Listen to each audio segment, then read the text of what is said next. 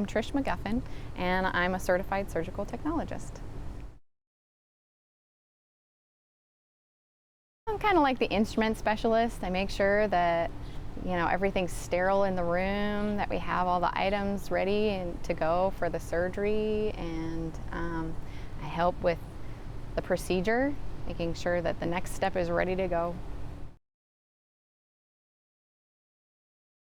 It's important because it's a contributing factor in the whole process of taking a patient from pre-op all the way through to recovery. That can't happen without somebody setting up, making sure that all the little instruments are there and ready to go and sterile, so that the surgeon can carry through the procedure. It's about keeping an irreducible minimum of bacteria and exposure, because the patient is already there having a procedure where their skin is opened up to the environment, and we're taking them under our wings and taking care of the patient. And so to do that, we have to make sure that there's a minimal amount of exposure.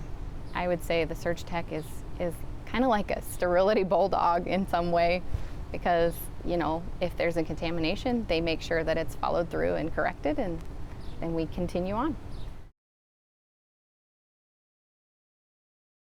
So I got my AA of Science at Spokane Community College, and then right out of college I came here and applied. I would say my education trained me because they gave me like the muscles to be able to exercise proper sterile technique, and the mentality of what does it mean to guard your sterile field, or what does it mean to set up for a surgical procedure, what kind of instruments are you going to look for, and to really be a patient advocate, but also very focused technologically on your instrumentation. I chose this career because it was hands-on, and it just attracted me with how much there is to learn, and how we can adapt. And there's so many little facets to it that, if you're bored with one area, you can go to another. A typical day starts early in the morning. I look through the room, make sure I have my first case in the room, and then I make sure that I have all my instruments that I need to open for the case.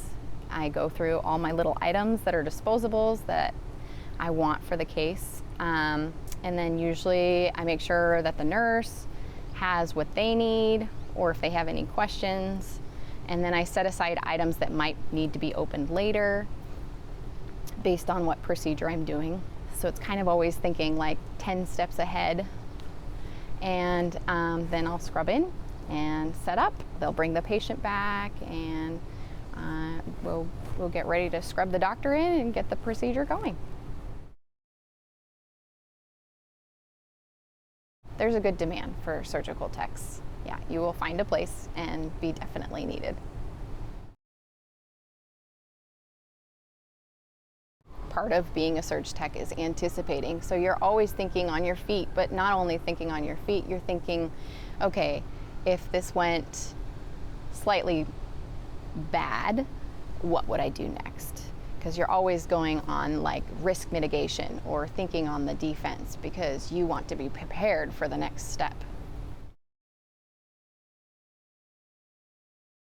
I think the best experiences I've had is when it's been a long case and like the anesthesiologist has come back and said, the patient's doing well, you did a great job, I really appreciate all you did.